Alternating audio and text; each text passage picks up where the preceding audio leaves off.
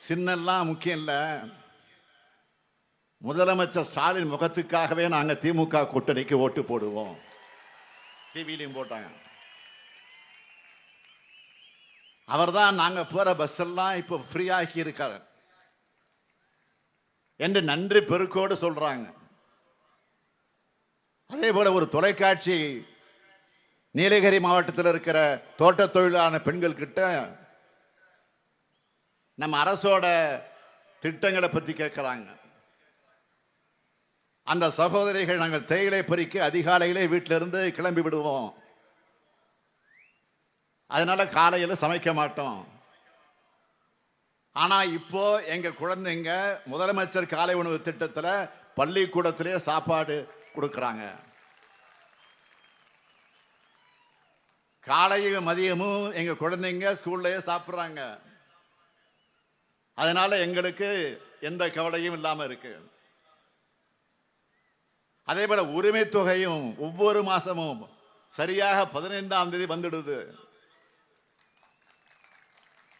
அவசர தேவைக்கு மருந்து மாத்திரைகள் வாங்கவும் எங்களுக்கு ரொம்ப உதவியாக இருக்குன்னு மனநிறைவோடு சொல்றாங்க.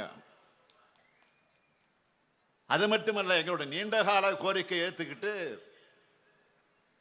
திமுக அரசு தான் எங்க சம்பளத்தை உயர்த்தி கொடுத்து 16,000 ரூபாய் போனஸ் கொடுத்திருக்குதுன்னு மகிழ்ச்சியா சொல்றாங்க. நம்ம ஆட்சி மக்களுக்கு எந்த அளவுக்கு உதவியா இருக்கு. உதாரணத்துக்கு ஒரு ஏழை குடும்பத்தை எடுத்துக்குங்க. அந்த குடும்பத்தில் முதியோர் இருந்தா அவங்களுக்கு மாசம் 1,200 ரூபாய் உதவித்தொகை. அந்த வீட்டு குடும்ப தலைவிக்கு மாதம் 1000 ரூபாய் உரிமை தொகை.